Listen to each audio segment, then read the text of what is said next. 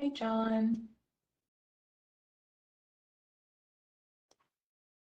Okay, just want to make sure that everyone can see my full screen in presentation mode. Great stuff, thanks. All right, well, let's jump in. Hello, everyone, and welcome to the Environmental Justice and Equity Working Group for the Oregon Energy Strategy. Today, we're going to be talking about the energy wallet, the geospatial map, and the air quality analyses, multiple. In case you're not familiar with WebEx, it shows all of the ins and outs of it, but it can still be confusing. So if you need any help at any time, just raise your hand.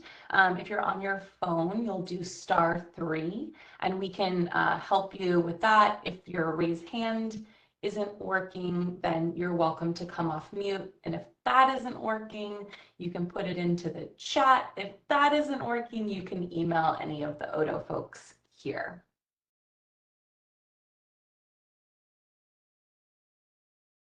As usual, we've got it sounds like, or it looks like maybe my sound is cutting in and out. So I just want to make sure that it's okay now.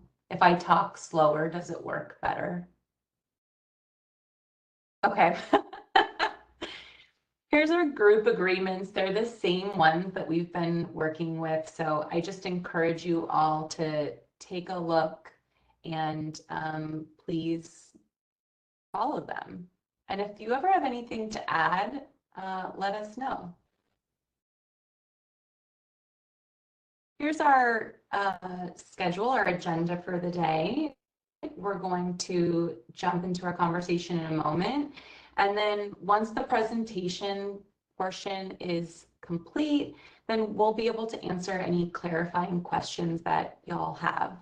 And then in the last 5 to 10 minutes, I would love to spend some time telling you about phase 2 and the policy discussions that are coming up. And with that, I'm going to pass it over to Ruby. Thank you, Lauren. Hello, everyone. Thanks so much for joining us in a very busy season. You can go to the next slide, Lauren. Just starting with, it hasn't switched for me. But oh, sorry. Mine's always so slow. Here it is. Starting with a reminder of where we are in this process. So everything on the left is pieces that we have done already. We have been modeling the reference scenario. You've given us a lot of feedback. We wrote up that proposal, and then we got written feedback both from this group and the public. And then the past few weeks, we've been trying to incorporate that feedback. And today we will be sharing with you our final approach after working through a few decisions that came up and questions that people have asked. And then looking forward into next year, we will actually be doing this analysis with the approach that we're presenting today. That will happen in January.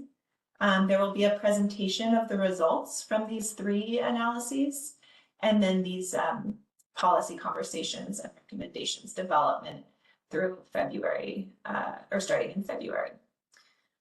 So we are in that yellow box sharing our final approach, and you'll be hearing mostly from Angela, myself, and Mariah today, and we should have a good amount of time for questions at the end as well. So I will pass it over to Angela to talk a bit about some of the general feedback we heard, and then specifically about the energy wallet. Thank you, Ruby. Can we go to the next slide, please?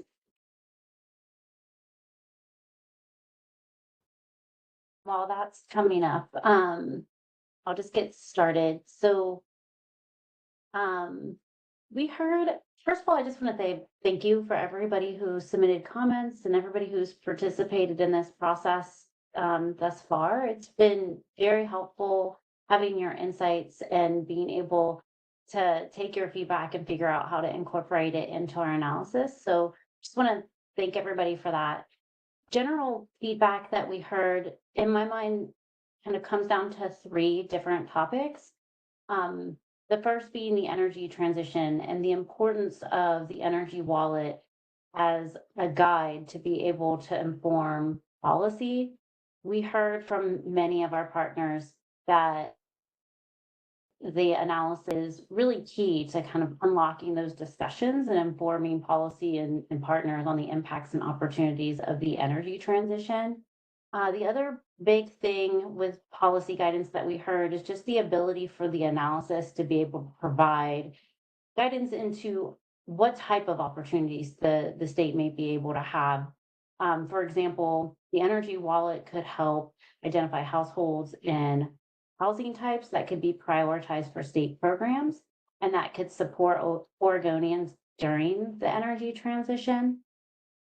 And so all of those things are really important for us to continue engagement. And we heard that a lot throughout the feedback, just this recognition that having diverse set of voices as well as a balance of voices as part of the conversation is really important, and a general consensus around Odo's engagement process for 2025 being a good opportunity to continue the interactive and engaging process that they've had thus far.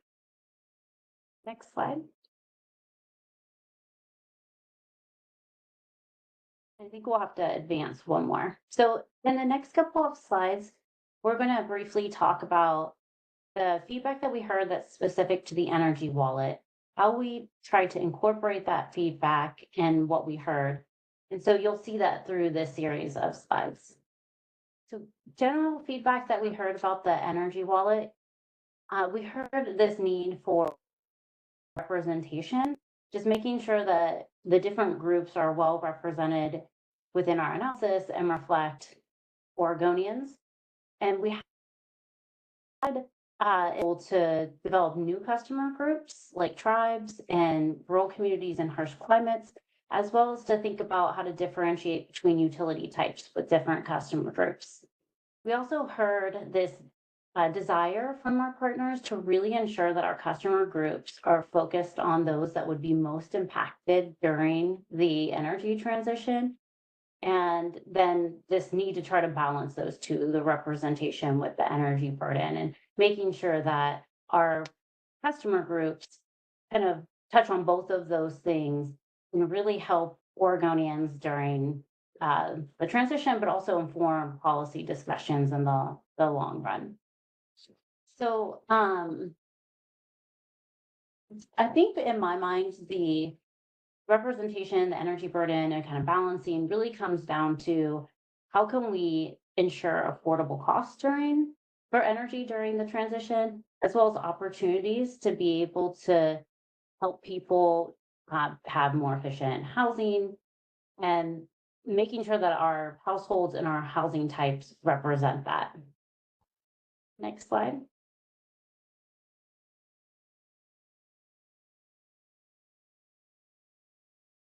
So hearing all of that feedback, one of the things that we did right away is just compile everything that we heard as part of the working group sessions, but also the formal public comments that we got, and then figuring out how do we update our approach. And we'll talk about that in the next slide. We also heard in feedback desire to look at our customer groups using what is called an ANOVA analysis, and Mariah will talk about that in a future slide. So we took all of our customer groups, we developed a few new customer groups based on the feedback that we got. We tried to ensure that we had that representation and balance and a focus on energy burden in the groups that we looked at. We used ANOVA analysis to compare what type of groups were ranked based on feedback, and then what groups were selected as kind of being top. And Mariah will talk about this later, but which ones rose to the top in that analysis that she did. And so from there, we developed our 5 customer groups.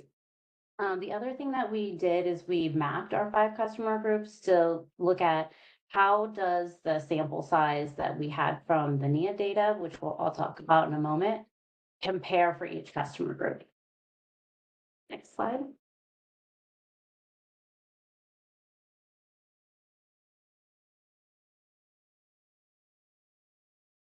So taking the feedback that we heard, we updated our customer group analysis. First, trying to get more specific. We heard this desire to differentiate between utilities. And one of the things, while we couldn't make a specific group that was utility specific, because this analysis isn't a rate analysis and we're not able to get into that level of detail, we are able to bring in specifics for gas and electric.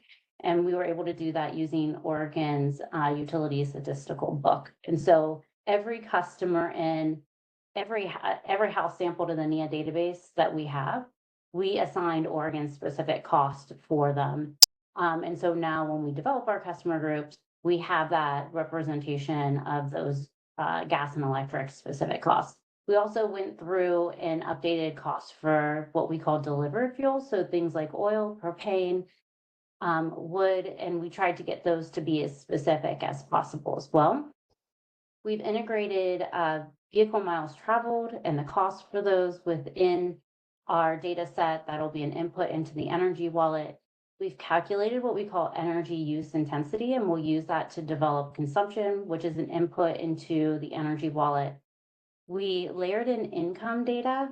It's not perfect because of the way that NEA collects data, but we're at least trying to map income by individuals within that data set and then roll that up into the customer group. We added 3 customer groups based on some really thoughtful feedback that we received from our partners. And then we conducted the non-parametric ANOVA analysis. Next slide.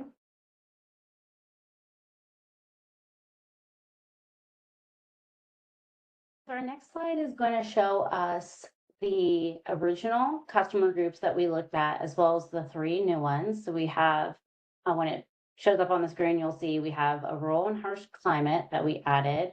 We have Willamette single family that we added. And what's the third one? I feel like I'm missing it. But we added these new customer groups. We mapped them based on the sample size, which was in the NEA database. So if you're not familiar with what NEA is, it's the Northwest Energy Efficiency Alliance. They conduct what they call regional business stock assessment. That's the RBSA. They do that every several years. It's a region-wide assessment that looks at building characteristics and building stock within the Northwest. And they try to do a really well-represented sample across the Northwest. They look at 2,000 buildings, 100 different building characteristics. They have things like income and demographic data in there. Not perfect, but they do try to collect that data. So we use that to develop our customer groups. And so you'll see here how the customer groups were distributed across the Northwest. One thing I want to point out is that the sample size for manufactured homes was really small. There was 5 in Oregon and 34 in the entire Northwest. So we expanded that sample size beyond Oregon to all of the Northwest. That's the only customer group that's not Oregon specific data because the sample size was so small. Next slide. So in the next slide, we'll show the ANOVA analysis that Mariah conducted. Mariah, are you on the call? Happy to join. Thanks for having me. So yeah, like I said, took some of Angela's data and conducted a non-parametric ANOVA analysis. And non-parametric really just means that the data doesn't meet the requirements to run a normal ANOVA analysis because it's not normally distributed. So we did what's called a non-parametric ANOVA analysis. And this was, again, a suggestion from public comment that just was requesting, some sort of like grouped data analysis to support some of the more qualitative feedback that we've received. And so it was just kind of a way to get a better sort of like quantitative assessment of whether or not there's any difference in the EA data. And so, as I mentioned, yeah, we compared groups to one another and really looked at whether or not there were important statistical difference in how that data is distributed among different customer groups. And that was, again, just kind of an opportunity to compare what the data looks across different customer groups and to really understand better if there are important differences that we should be taking into account as we make this decision and recommendation for those 5 customer groups. So I will pass it back to Angela. I want to clarify something because in the last slide I said 3 that we added 3, but I forgot which what the third one was. So we had rural and harsh climate that we added Willamette Valley, and then we looked at what we called urban low income multifamily renter. And so based on, I mentioned this earlier, but one of the things we did is we took all the feedback back that we received as part of this process, both in the EJ working group when we did the Mente, as well as the formal comments. We compiled that into a data set. We ranked, and we can go to the customer groups now, a few slides forward. We ranked all of those different, all the different feedback that we got based on how to prioritize different customer groups. So we had people who ranked the 9 that we originally had. We had people who offered new groups. We compiled that, ranked it, and then compared that to the ANOVA analysis, and ultimately came up with a set of 5 customer groups that we believe to represent Oregonians, also balance the need for having a focus on customers that would be most impacted during the energy transition, or those types of Oregonians that would have opportunity for us to be able to provide some sort of policy discussion, things like that.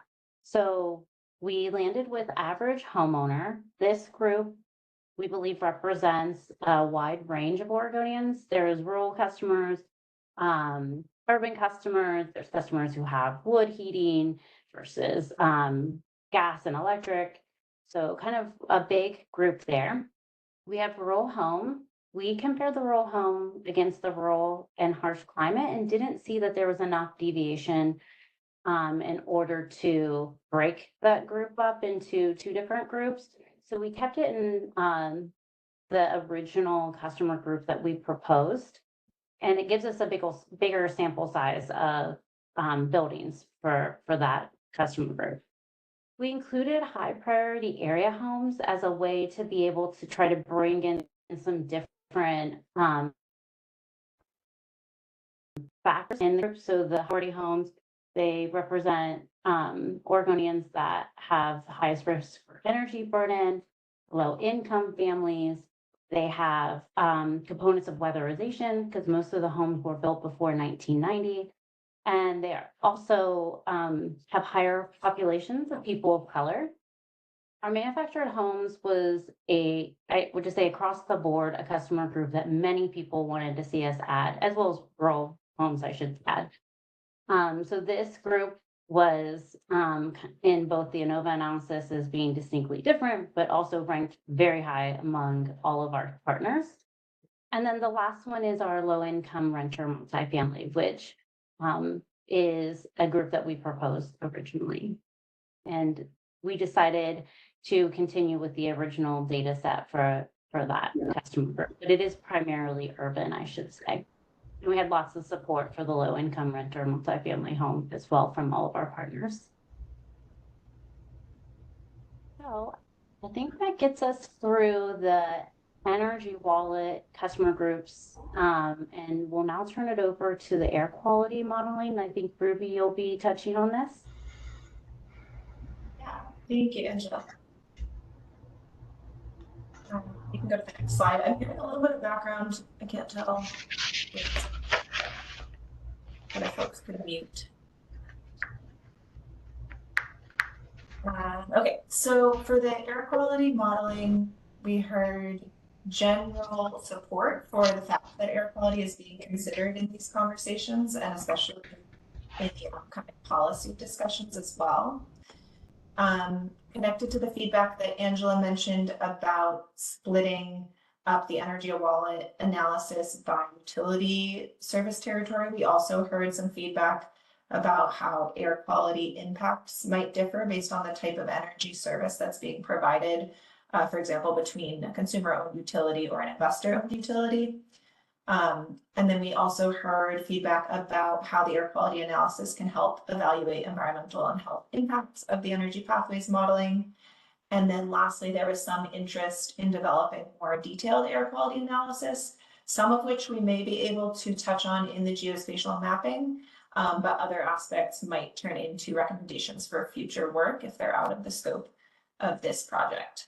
So all of this, everything on this slide, we took as kind of general support and general direction. The second bullet point there on the COU versus IOU or different service territories, that's not something that we're able to do at that level based on the way the energy modeling works and how it connects to the air quality modeling. But we do have maps that, it will produce maps, and we can compare those to service territory maps as well. Go to the next slide, Lauren. In the feedback, we didn't get any specific feedback suggesting changes to the regions that we proposed. So our final approach remains that we will model for these 10 Oregon regions.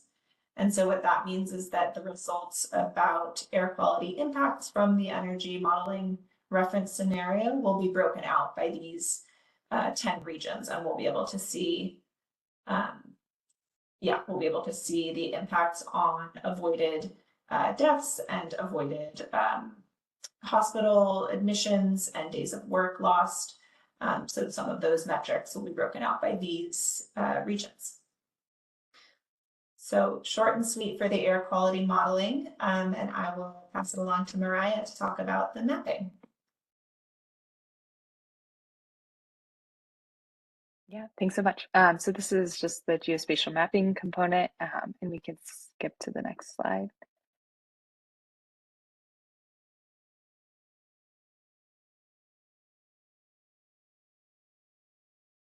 We got it. It's coming. Are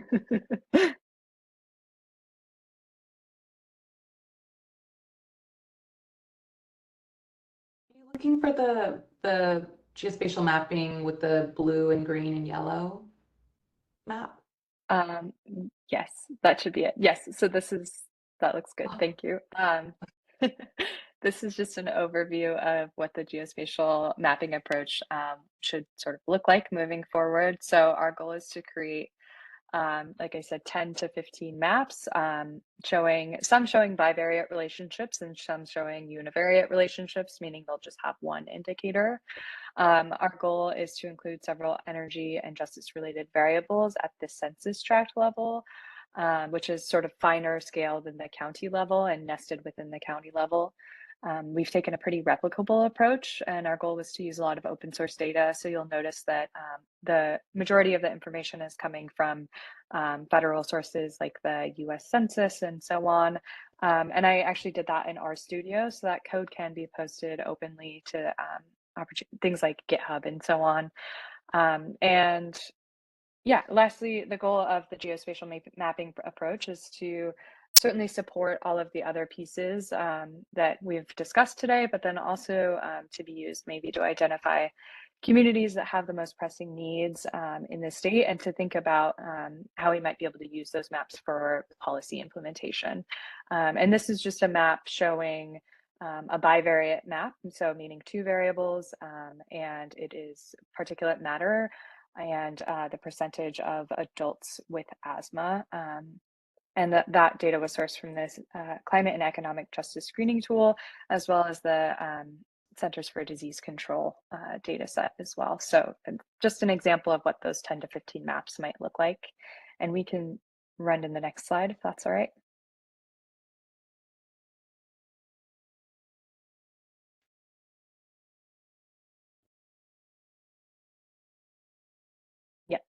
This is the feedback that we received throughout the past few months. So generally, we received quite a bit of support for our proposed approach.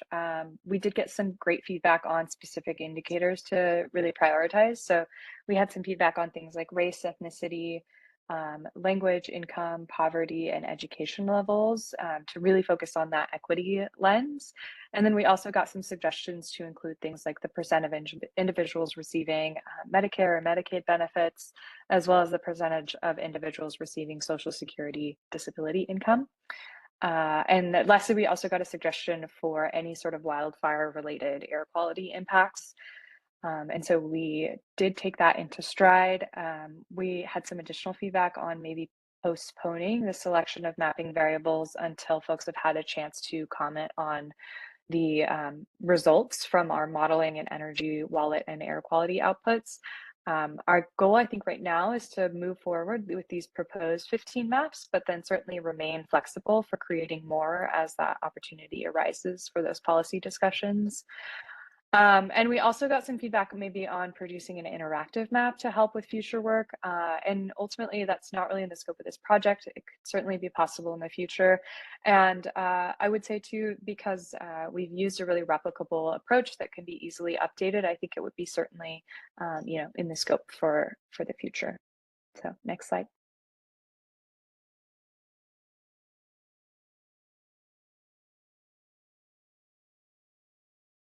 And this is our geospatial mapping final approach. So you'll notice I have about 6 bivariate indicator maps that I've drafted using a lot of feedback that we've received. So there was a high interest in things like manufactured homes and energy burden, air quality. I have a map for projected wildfire risk, and folks have mentioned also kind of dependency on natural resources. So things like folks employed in agriculture or forestry or mining or fishing and so on. I have a map on households prioritized for Inflation Reduction Act incentives, as well as the percentage of homeowners, so that those would be folks that would be eligible for those incentives and prioritized for those incentives. I have a map on energy burden and the percent of individuals with a non-institutionalized disability, meaning that they're at home and are classified as having a disability rather than, for example, being in like an elderly care center or something like that. And lastly, map 6 is about transportation barriers and the percent of individuals at or below 150% of the federal poverty line. So again, these would be sort of 2 variable indicator maps that would be used to display these relationships. And then I have several univariate indicator maps that would include just 1 variable. So things like percent of individuals without a high school diploma, percent of individuals receiving Medicare, percent of individuals who speak English less than very well, and then percent of Black, Hispanic, Native, and Asian individuals. And then lastly, I'd like to produce categorical maps, meaning there's categories instead of percentages of things like rural communities and coastal communities. Next slide. Oh, actually, I think I'll pass it back to Lauren, if that's right. Yeah. Thanks so much, Maria, and thank you, Ruby and Angela. At this point, we are so happy to open up the conversation to any clarifying questions that folks might have, thoughts on the approach based on all of what we've heard and taken in and created here. So I can open the floor. I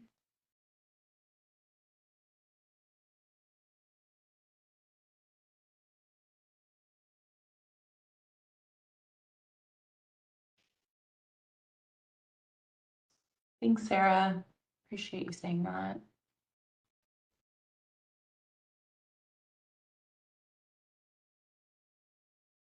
Yeah, I think I just will emphasize what I said in the chat.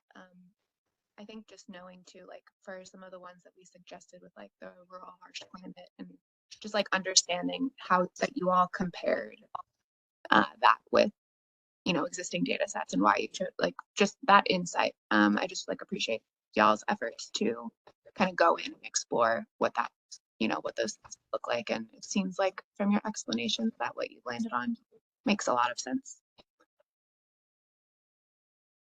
Thank you, Sarah.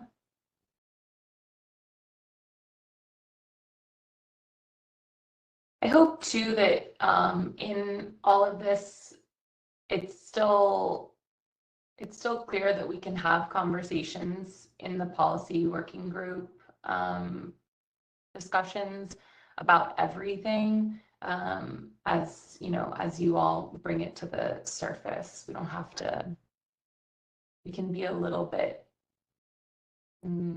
fluid with our conversation.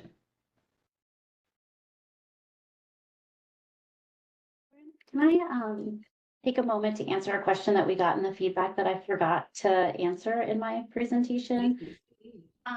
So Hub, CEP, and NY filed joint comments, and they had a question around the technical approach and whether or not how the energy wallet data gets into the modeling results, and whether or not the energy wallet or customer groups are represented in the energy models demand side module. And I just wanted to let you know that the energy modeling, it only examines the change in cost over time. So customer group consumption and cost data are used to calculate it in the first year within the model. And then there was a follow-up question to that around whether or not the customer groups would be able to be split into the two regions that the energy model has, East and West. And I wanted to let everybody know that we are going to try to split the customer groups into East and West within the energy model to represent those two regions based on the feedback that we got. So thank you for asking the question, because it made us think differently on how we input the data into the model.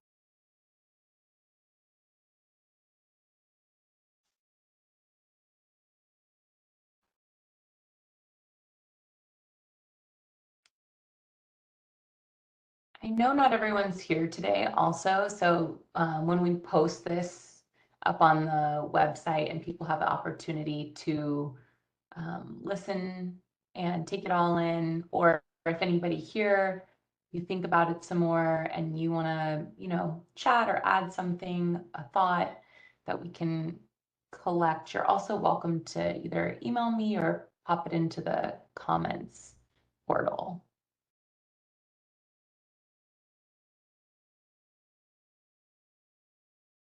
Anything from anybody else? No pressure to say anything. Just, I'll pause for a moment with some silence in case somebody wants to fill it.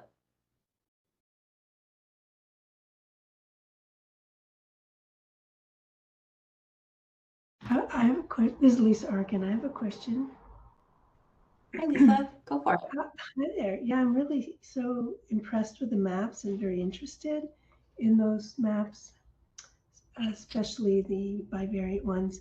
And I'm curious if you've like matched them up against the EPA disadvantaged communities maps or the Justice 40 maps or the CGES maps. There's so many kinds of maps. And is there a lot of agreement between what we find here in Oregon using the data from our own agency versus the federal government? Yeah, I think this is a great question. So thank you, Lisa. Yeah, ultimately, a lot of the maps are using a lot of the same underlying information, like right the CEJST, for example, that's the Climate and Economic Justice Screening Tool, I believe is the acronym for folks, right? A lot of that data is coming from the US Census. And so I've done kind of the same thing in parallel. I've pulled the census data for the most recent year and aggregated it in a similar way so that you can see percentage of Hispanic individuals, for example, at the census tract level. I would say the only real difference is that a lot of the federal tools are oftentimes sort of summarizing the data at the federal level, right? So they're looking at things like, are you in the 60th percentile for poverty or something like that? And that percentile is based on 0 to 100% across the entire US. Whereas I think maybe the advantage of pulling some of the data and creating more Oregon specific indicators is that you can create sort of percentile rankings based on just what is unique and important in just Oregon, right? So what does poverty look like and its rankings sort of across just Oregon rather than the whole US? Because I think comparing a census tract in, for example, Oregon versus Tennessee, like those are pretty different places, right? And so I think, yeah, just kind of having an Oregon specific sort of comparison can be really helpful. And I haven't fully categorized and created a lot of different ways to, you know, bin the data and things, but my goal was sort of to create a starting point for folks to say, like, here's how you can pull all this data together. It can be updated quite easily. And in the future, right, if someone wanted to take the 90th percentile and look at things like poverty or look at things like unemployment and things like that, right? Like the data set would be fully there and ready to be manipulated to support the needs. Oh, great. And I assume the maps you displayed are not yet available to the public, that they're your draft maps, or I don't know what to call it. Yeah. So yeah, those are the ones currently would be a draft map, but yeah, within sort of the January, February timescale, I think, Ruby, maybe you can correct me if I'm wrong, right? We'll be producing the rest of those 15 or so maps, and they should be available relatively soon. Great. And you'll send an email out when they're ready? I will. Okay. I was gonna say I don't want to Great. answer that. I sure will. That's great. I apologize for asking, but I have to say, not at all. I don't go on agency websites every day. So, Yeah, no, we'd be happy to send an email out. thank you. I'll also add for just general awareness that through House Bill 4077 and the formalization of the Environmental Justice Council, they are tasked with creating an environmental justice map, a mapping tool. It's not necessarily to create requirements in statutes, but it is something that will be, like Mariah is saying, more Oregon specific. Other states have worked to create their own mapping tools as well. Washington has one. And so right now, the Environmental Justice Council is in process and looking at indicators and working through analyses to build that out. DEQ are the coordinators for the council. Oregon Health Authority is working on those indicators as well. ODO, we have folks who participate in those conversations as liaisons. If anyone's interested in learning more about the Environmental Justice Council and their mapping work, I'm happy to connect you to their website where you can watch old meetings about the information, and their meetings are public. They're every other month, and so I'm happy to share those invitations with you as well. Thank you. That's fantastic. Yeah, thanks And for their that, mapping tool, Lauren, too. yeah, I should say their mapping tool is likely not going to be done for another like 2 years. So that's part of the reason I think why we also are excited to have Mariah's work here, because we don't necessarily think that waiting 2 years will be beneficial to this work right now, right? So in the long run, that mapping work is so awesome to have on the forefront, and we're so excited to have Mariah here now.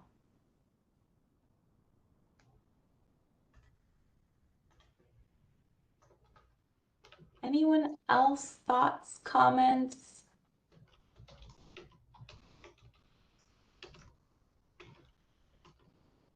Okay, then I'm gonna move us along into our wrap up.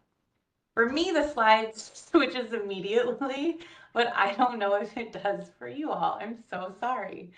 I wanted to just quickly touch base about the next iteration, phase 2 of our working group, which is around policy.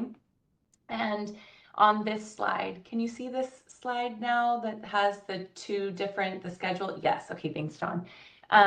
So here's what we're working with our tentative working group meeting schedule.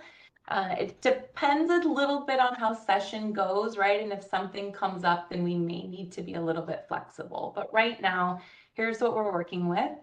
On the left side of the screen, you can see the different policy working groups that have been created for this part of the conversation. In the very first, in the I'm so bad at this word, plenary? In the first meeting where everyone gets together, and we're gonna unpack with all of the different working groups, how we're gonna be moving forward. There will be a breakout session in that where the different working groups will come together. And I would love for the environmental justice and equity group members to think about an additional group that you're interested in going into for that first session, so that you can listen, take information in, and potentially bring it back to our environmental justice and equity working group conversations down the road. You don't have to commit to an entire other working group if it's not in your capacity. I understand that it's asking a lot of folks. If you are interested in joining any of the other working groups, I'd be happy to help get you connected to the other working group leads so that you can either learn more or just start being included on their emailing lists as well, with the hope that we're kind of co-creating the phase 2, the policy working group conversations, because I know what all here has a, that governmental lens to it, same with other ODO staff. And I think it's really important to have the unique lenses that you all bring to the table in that conversation as well. Are there any questions about the upcoming policy working group meetings?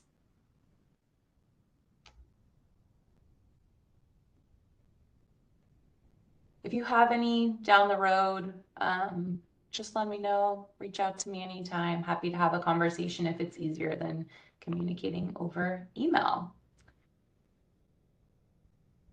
That's really it for the day. I'm gonna stop sharing my screen. Really appreciate you all coming today and all of the work that you've done leading up to this point. I think having y'all's input has been incredibly meaningful, and I'm very thankful to you. So thanks, everyone. Thank you so much. You're welcome. Have a good rest Happy of your day. holidays. Happy Thanks, y'all. it's almost solstice.